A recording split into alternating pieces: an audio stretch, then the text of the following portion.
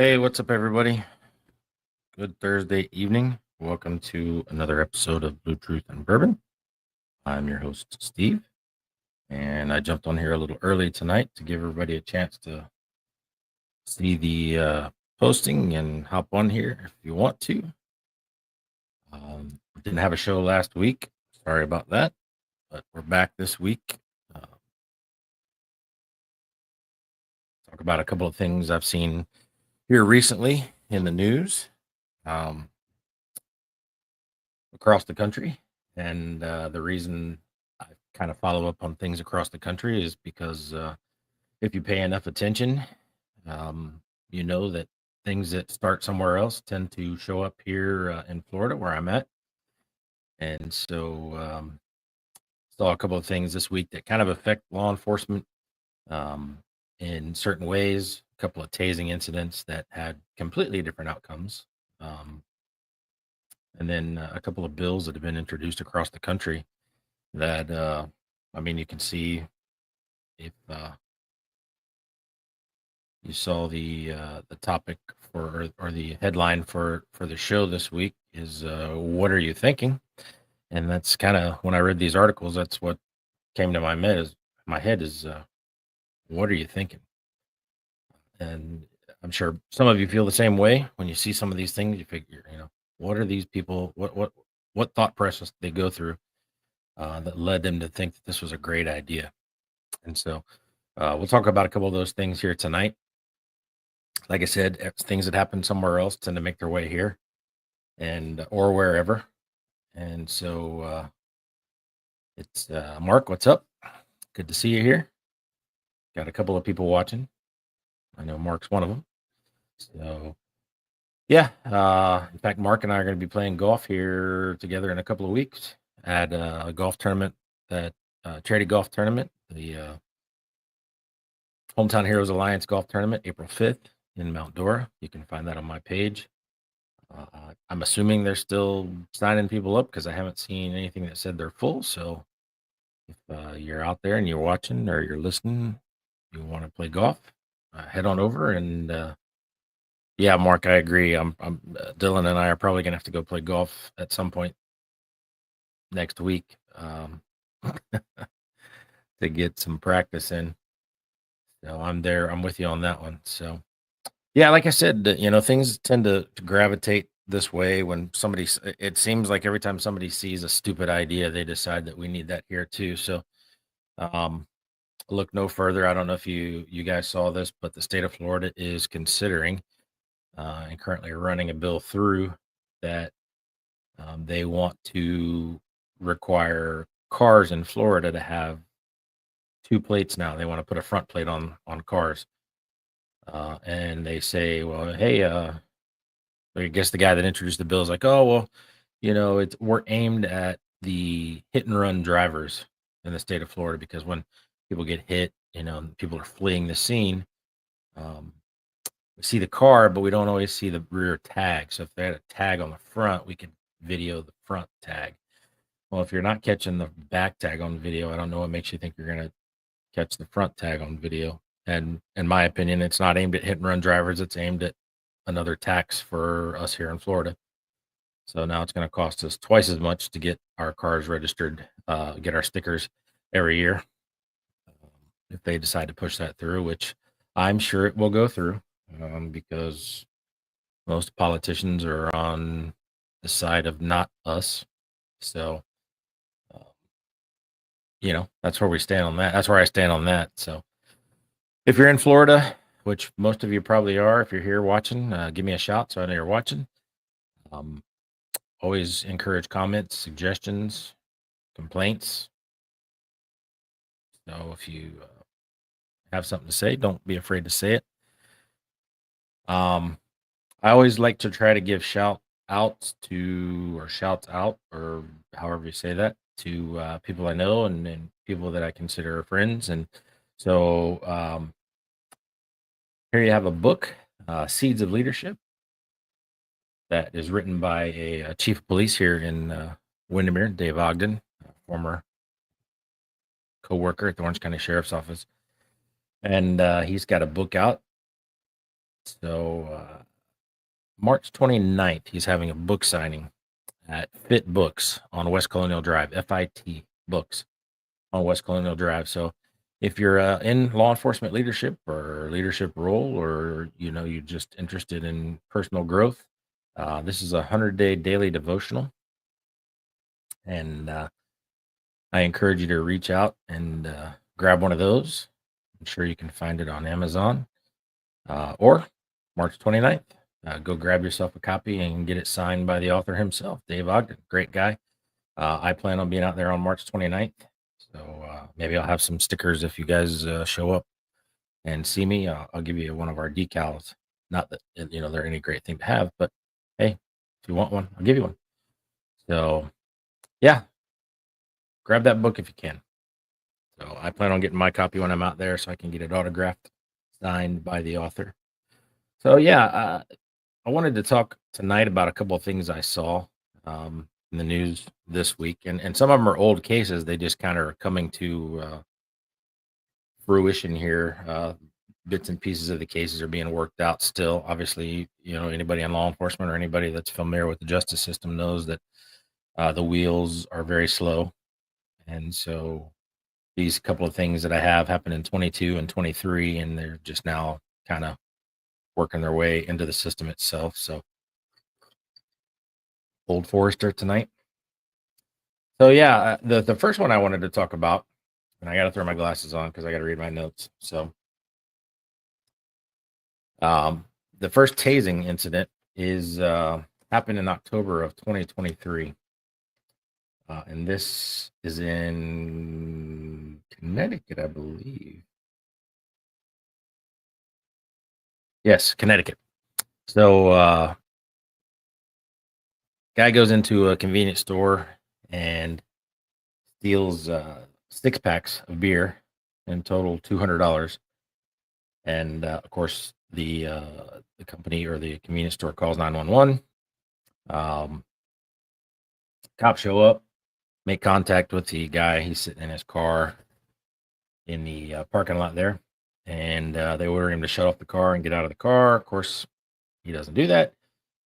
Takes off, and the pursuit is on the way. So during the pursuit, this guy ends up crashing crashing into two patrol cars, and eventually, I guess he wrecks out in a parking lot, runs across a vacant field, and he's running towards the road. So obviously, he could get squashed by a car. Cause a wreck when he runs through the road, and somebody wrecks and hurts themselves or kills themselves or somebody else. So officer tases him, takes him to the ground, hits him with the taser, ends up he's still fighting, non-compliant, won't go to his belly. So he pulls the trigger again. Of course, another 5-second ride. Apparently that works for a couple of seconds, just enough for him to start to get this guy secured, and then he starts fighting again. Cop had already put his taser back in his holster, and once he starts fighting again, the cop pulls the taser back out and does a drive stun. Now, if those of you familiar with taser, you know what a drive stun is because you've probably done it before. It was common practice early on. Apparently, it's not such a good practice now, or they don't use it as much now because it doesn't gain as much compliance. But in particular, basically what happens is, for those of you who are not in law enforcement or never have been around a taser, your agency doesn't have tasers or what have you, ends up, what you do is the prong's already in this guy. So when you take the taser back out, say the prongs are in his upper back or in his back somewhere, and you hit him on the leg somewhere with it. Now all of those muscles between those prongs and where the taser is at, it's called neuromuscular incapacitation. All of those muscles start to constrict and cause some pain compliance, and you're able to then get somebody secured. And so that's what he does. He does a drive stun, ends up securing this guy. No injuries whatsoever. Guy guy they arrest because he used force, apparently. So those of you who work law enforcement, you know that just a theft, just stealing. If you use force to steal, then obviously it upgrades it to a robbery charge. So they end up charging this guy with robbery, assaulting a police officer because he crashed into the two cars that were occupied. Um, he had a gun in the car when they found the car. Or when they got into the car that he was in, he had a gun in there. So they charged him with possession of a firearm in a vehicle, reckless driving, a couple other things, and so goes to jail, all that kind of good stuff. Um, Ultimately, I'll tell you, he pled guilty, so all that happened, but that's not the point of the story. So the chief of police, Chief McAllister, in this Pennsylvania town, or I'm sorry, Connecticut town. I think it's Waterbury, Connecticut. Chief of police, obviously, it's a use of force, so they initiate a review of the use of force. And obviously, I haven't seen the video. I don't even know if it's out there, to be honest with you. I looked and I couldn't find it, but the video may be out there somewhere. I don't know. You can probably look this case up. Um, so the chief initiates a review, and at some point they decide that they don't like what they see. Now, again, from what I read to you, it sounds pretty cut and dry to me. It doesn't sound like you did anything wrong. They're saying that they didn't like what they saw. So the chief sends it to the state attorney's office in Connecticut, the Waterbury State Attorney's Office. And the state attorney's office then refers it to the Connecticut State Police for investigation. Connecticut State Police ultimately end up charging this officer with third-degree assault and intentional cruelty. So again, I didn't see the video. I don't know what they saw that caused these charges, but I know that there's a couple of like Blue Lives Matter organizations in Connecticut that have come out and said, obviously this is wrong. This guy should have been charged. The officer, I mean, should have never been charged with any type of wrongdoing. We got to start protecting our cops.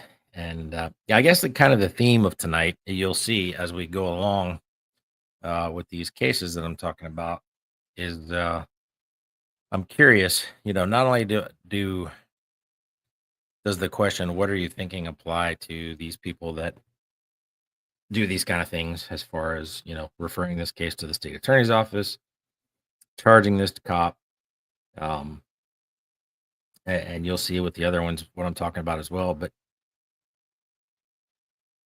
it also applies to me, and I can say it applies to you, because when you hear about this stuff, I kind of sometimes wonder what we're thinking as cops. What these days, especially, what are you thinking? Why, as we get into, and we'll talk about it again towards the end, but yeah, I can see why more and more cops are afraid to do their job or won't do their job, uh, because you're getting in trouble for stuff like this. This guy robbed a store, okay, theft, but he used force, so it's upgraded to a robbery. He crashed into two police cars, assaulting a police officer. He takes off on foot. They've already tried the less lethal approach, or even tasing is less lethal. They've already tried softer approaches, get out of the car, shut the car off, and this guy still takes off. He's not injured.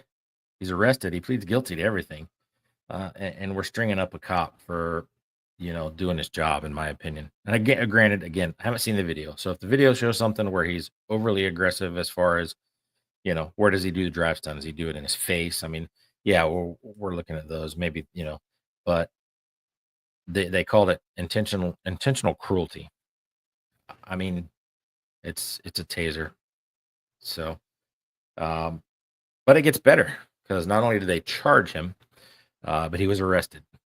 This cop was arrested for those charges: third-degree assault, intentional cruelty to a person, and that was on October 30th of 2023. He was arrested. Now he's been out on bond since then. March 7th is when he just had his court hearing, and the judge has imposed a special condition of probation. They didn't give all the conditions of his probation, but if he abides by his probation for 2 years, then all the charges will be dropped. So this guy was fired. He's no longer a cop, and he says he no longer wishes to be a cop. I get it.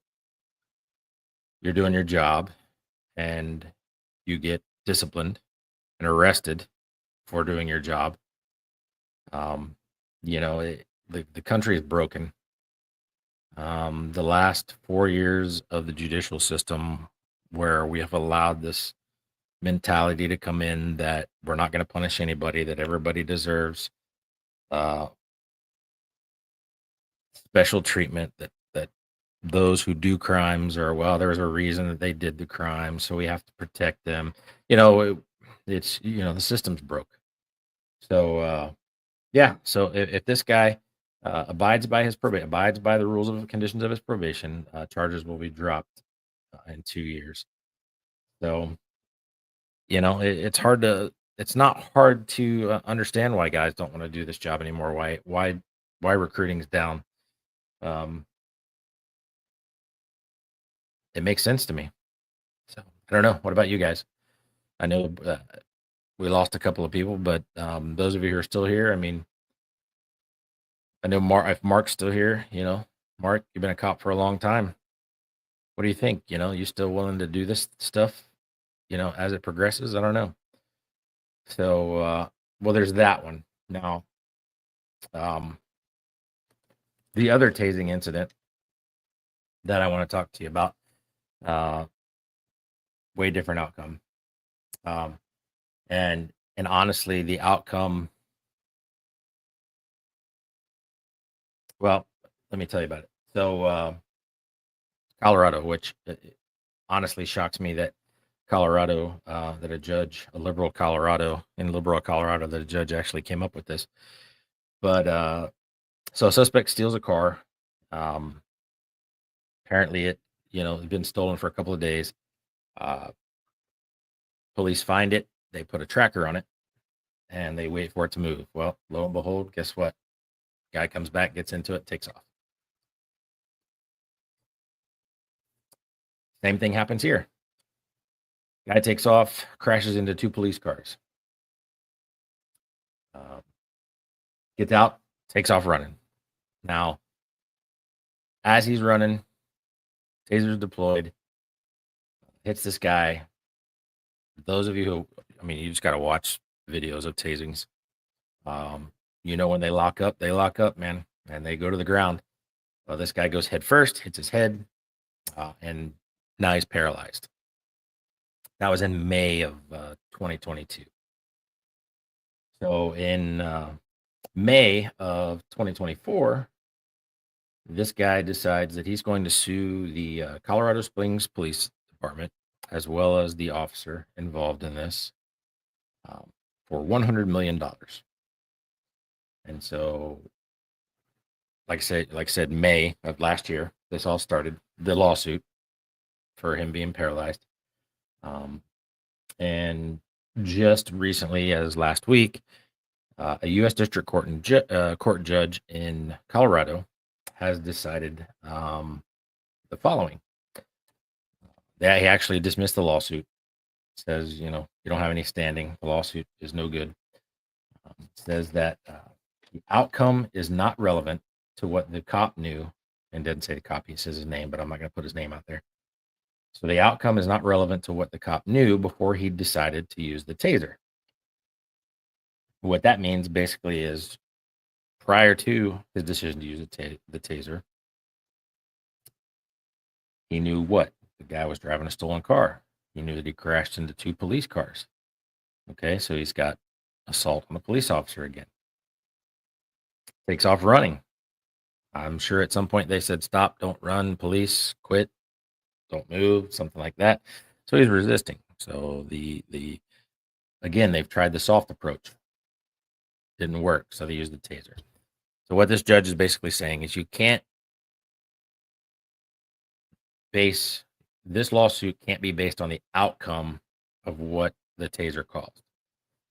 The decision was made by the guy who decided to run. You decide to run, of course, you get tased, fall down, things are going to happen. So the judge, I'm surprised here. Like I said, it's Colorado, so it kind of shocked me. But um, the judge stood up here. He stood up for law enforcement. Now, the attorney for this guy says, by no means this is over. We're still going to fight this. You guys are going to pay. Blah blah blah. But finally, I don't know. Have we reached the turning point? Are we starting to see the pendulum swing back? More and more in the news, you are noticing that the defund the police stuff has gone away. Well, not gone away, but at least at the very minimum, has the tide has slowed. So I don't know. Hopefully in the court system, we're starting to see people that are um, tired of watching the bad guy win all the time. And I think that's hopefully a good sign for us. But like I said, we see a lot of stupid ideas that start somewhere else and seem to make their way here. So you never know. I don't know. I don't know where we're headed. So those are the two tasing incidents. I got a couple of bills that I thought were completely interesting. First one is in California. This isn't going to shock you. I know if you're watching this now or you're watching this later when it's posted. But in California, someone has decided to come up with a bill that will prevent you from protecting yourself and your family inside of your house. The stand your ground laws, the castle doctrine, and all that stuff.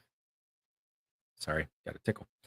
So California has decided, and they call this the Rittenhouse. If you remember the shooting in Minnesota, they call this the written. They're basing this off of the Rittenhouse decision because they don't want people to be able to what they call is incite or stir the pot, and then be able to shoot you, and then call it defense. So I don't exactly get how that relates to the Rittenhouse because obviously he didn't stir the pot. These people approached him. They were aggressive towards him. He was defending himself. But interesting enough, based on everything that I've read, people are concerned that if somebody breaks into your house, you won't be able to defend yourself based on this bill if it becomes law. And of course, the people that have written the bill, oh, well, we didn't think about that. We'll have to go back and change things. Will they? I don't know. We'll have to wait and see. But how does this affect law enforcement? I mean, look at it this way. I mean, how would you feel knowing what you know? So some guy breaks into this person's house. You get called by the person who owns the home, 911. You respond out to the house. Guy breaks into my house. He's coming in through the door. He's, for whatever reason, I don't know. Maybe he's not violent, but he's screaming at me or what have you. I'm in fear. I protect myself. I shoot him. He dies or is unalived. Watch those words again. He's unalived. And now, because of this law, if it becomes law, now because of this law, you have to take this person to jail. I mean, just imagine that. I mean, I've worked some places where we've investigated stand your ground stuff and justified shootings and things like that. So I know what it's like to go through those investigations and look at it from the perspective of you're protecting yourself.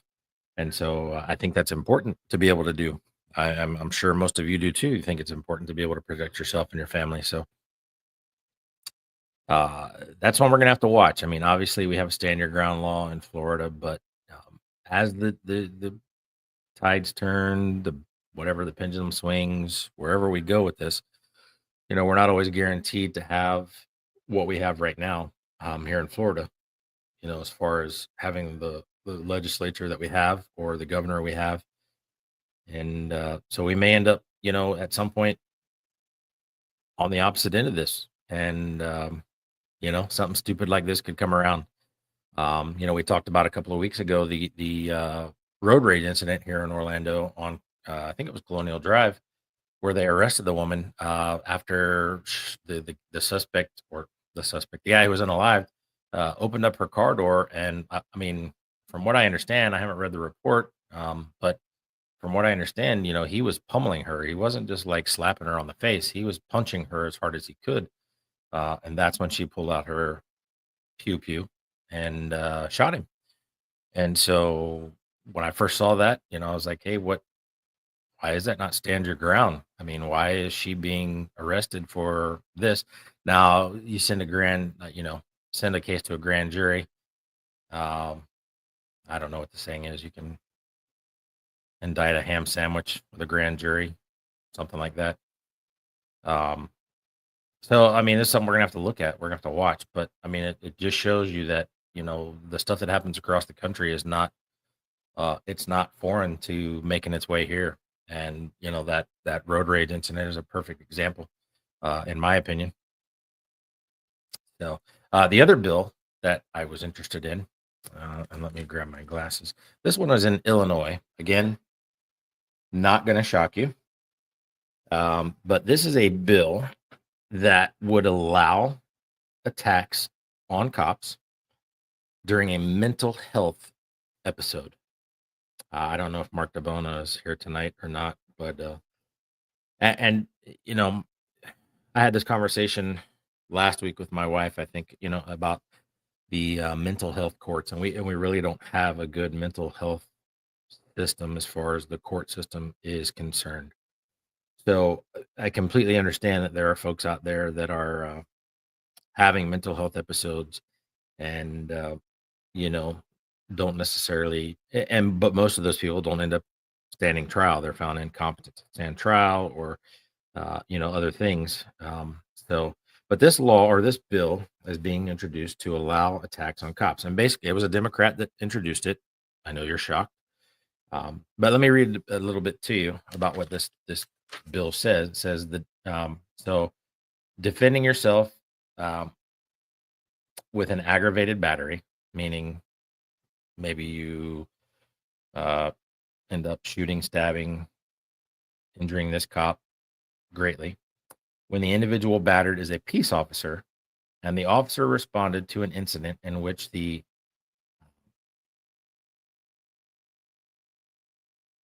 action or the officer interacted with a person whom a reasonable officer, see, they like to use that reasonableness um, word, whom a reasonable officer could believe was having a mental health episode.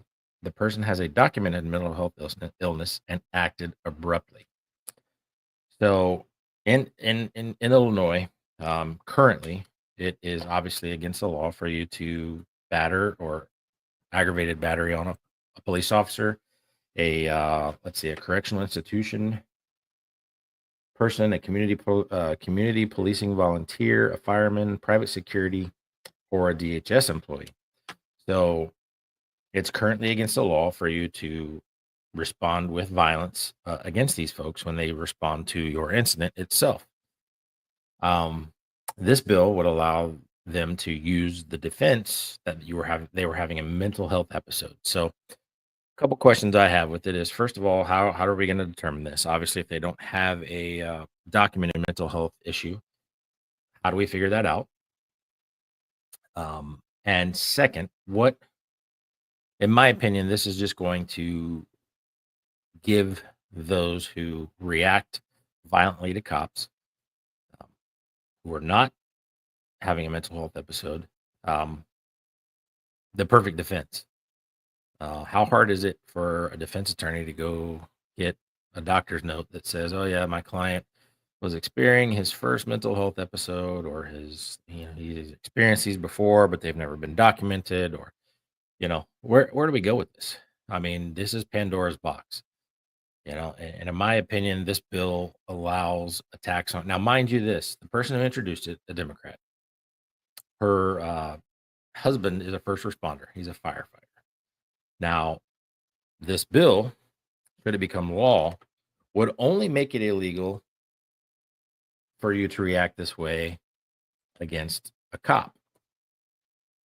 Should a firefighter, correctional institution person, DHS employee, community policing volunteer uh, interact with you and you commit an aggravated battery, well, that still stands. But if it's a cop, then you can use the defense. So seems to me like singling out a specific first responder group, you know, there's a reason for that. There's something behind it.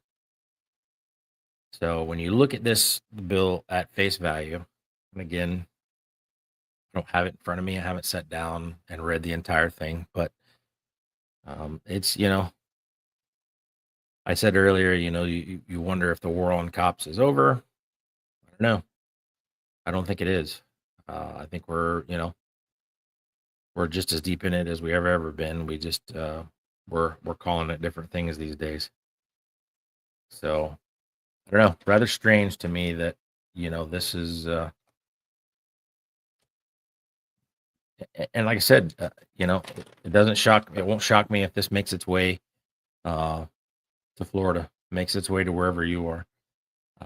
It's extremely discouraging that this is what's happening. You know, like I said earlier, what are you thinking? Not only these people, but us. What are we thinking? I can understand. I said last week when I posted this, I think it was I'm pretty sure it was the Connecticut officer that ended up getting arrested and charged and fired and all that. And now I guess he gets probation. If he abides by probation, he charges are dropped in 2 years. But I said, I can completely understand why guys don't want to do their job. Why would you want to do your job anymore? I think the more and more of this stuff, and I blame law enforcement agencies as well. The agency is the one that brought this guy up on charges. Again, haven't seen the video. I don't know. So I could change my opinion and my mind on that. But just from face value, from what I've read, I don't see that he did anything wrong. And so I blame agencies for what's going on. I mean, the discipline, the out of control discipline.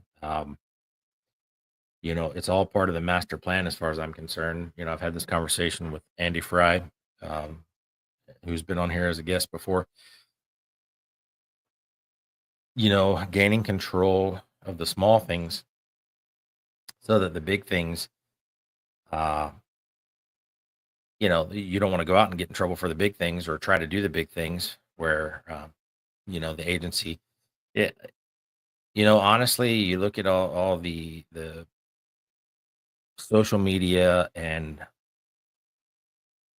the majority, I will say, because that's what I feel, of law enforcement executives are more interested in coffee with a cop, TikTok videos, and catering to special interest than actually protecting their people, promoting, and I don't mean promotion by rank, I mean promoting like putting their people out there when they do a good job.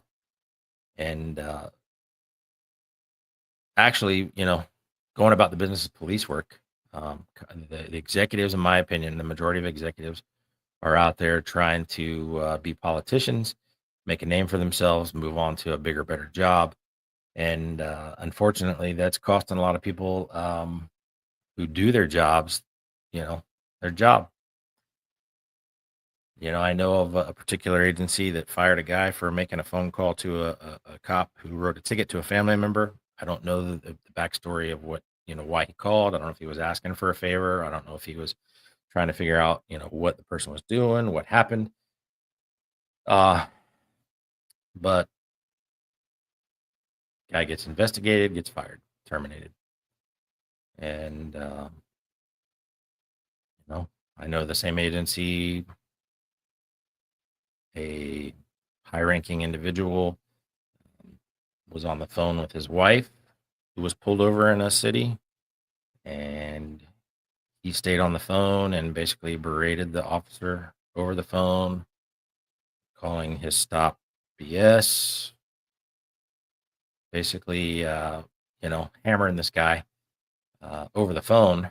I don't know if a ticket was ever written. I don't believe it was. Maybe it was. Um, but it sounds like the same thing to me.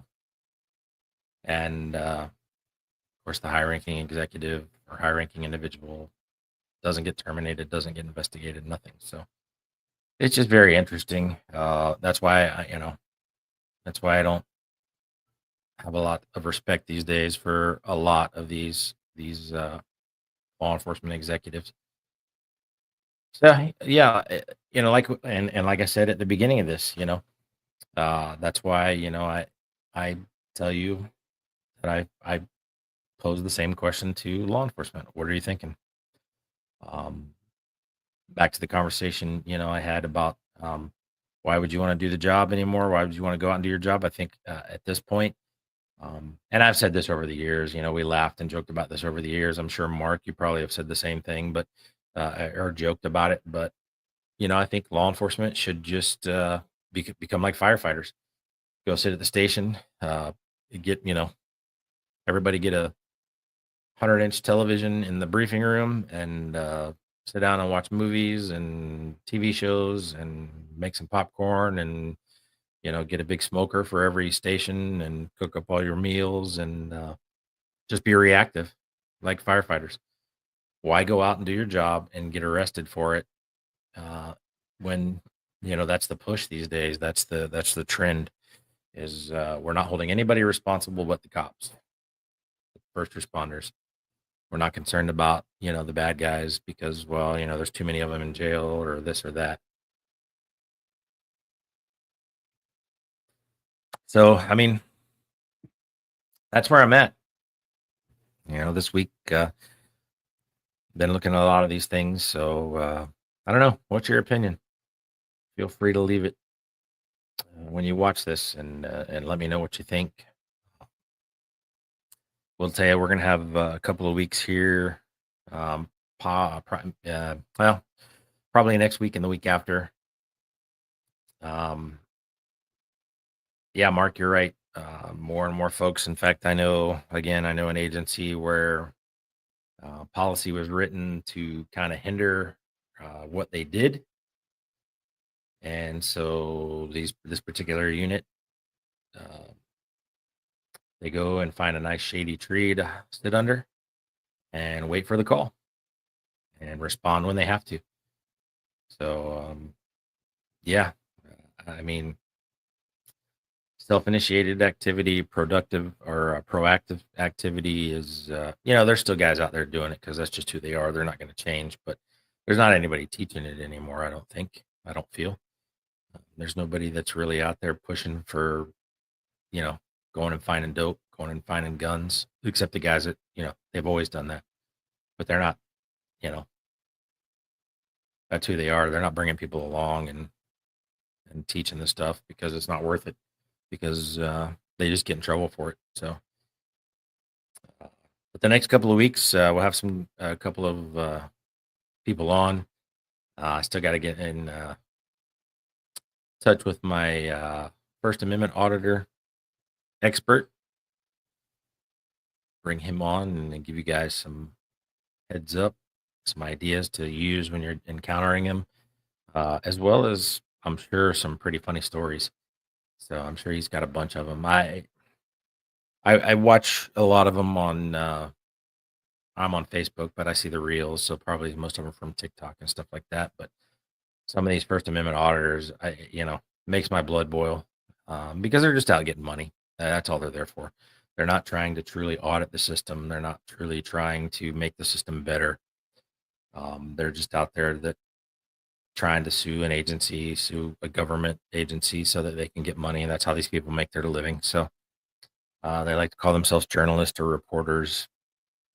Yeah, but most of them never show their face on their videos. They just videotape the cops, and the video never starts at the beginning. It always starts when the cop starts saying stupid stuff. So hopefully those of you who are still involved in law enforcement, you watch it or watch it later, or those of you who are watching can pass it along to people or recommend them watch it. That should be a great episode.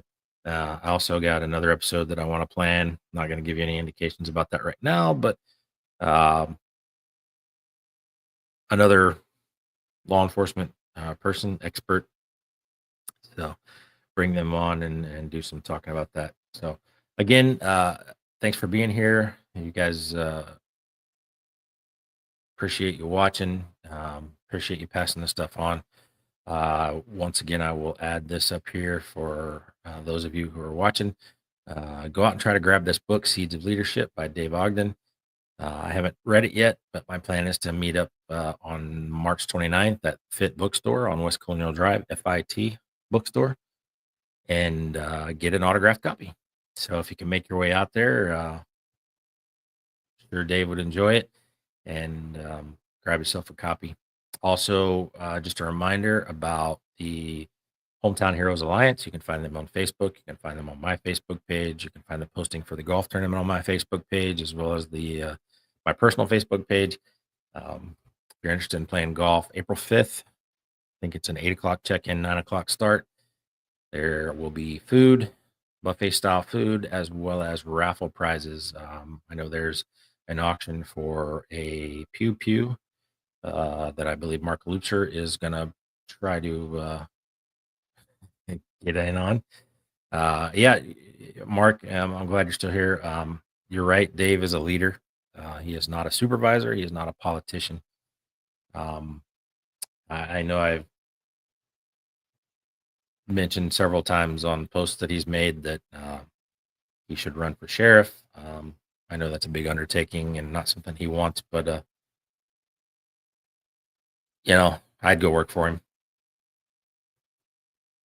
So if you're interested in playing golf in that tournament, make sure you sign up. The phone number is on the flyer on my Facebook page. Again, thanks for being here tonight. If you have comments, if you look at these cases and anything comes up about them, I'll try to do my best to update. But if you see anything, don't hesitate to give me a shout. Let me know what you saw. I know we're not quite at an hour tonight, but I wanted to get those news stories out to you and see what you thought about them. Give you some indications of what I think might be coming our way. And I'll tell you this, if you're currently in law enforcement, you're watching, you watch this after the fact. If you're not keeping yourself updated on case law, weekly basis at least, yeah, I mean, you should probably be reading it daily. Help you along your way, traffic stops, getting in cars, getting in houses, fresh pursuit, that kind of stuff. You're doing yourself a disservice if you're not doing that. So make sure you're reading up on case law. Make sure you're taking care of your brain. And speaking of taking care of yourself, I noticed tonight that what county was it? Can't remember. In Texas, where two female deputies have recently taken their own lives 3 days apart.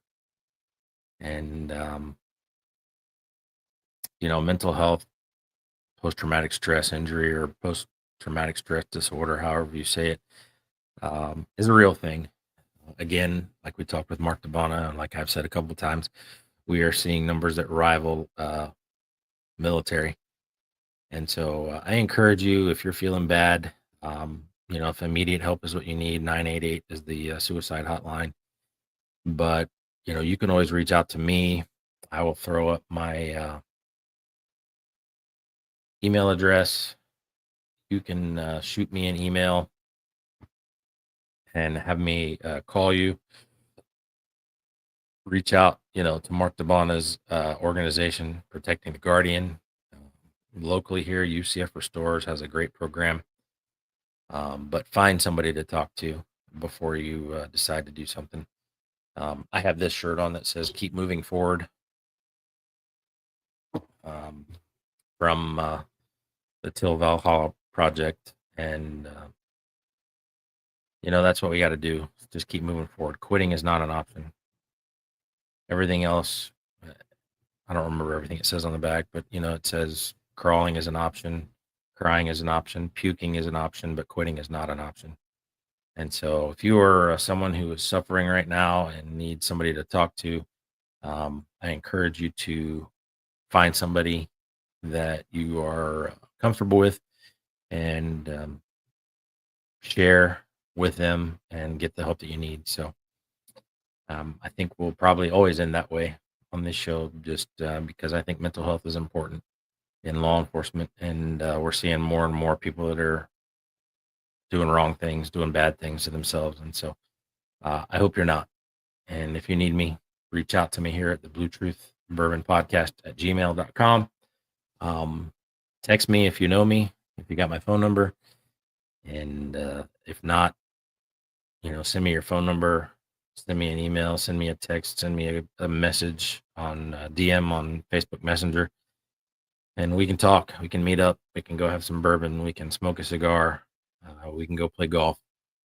But please don't do something that is going to make it impossible for us to have you around. So, all right. Thanks, guys, for being here. I appreciate you. Look forward to talking to you next week, and have a good weekend. And we'll see you next week.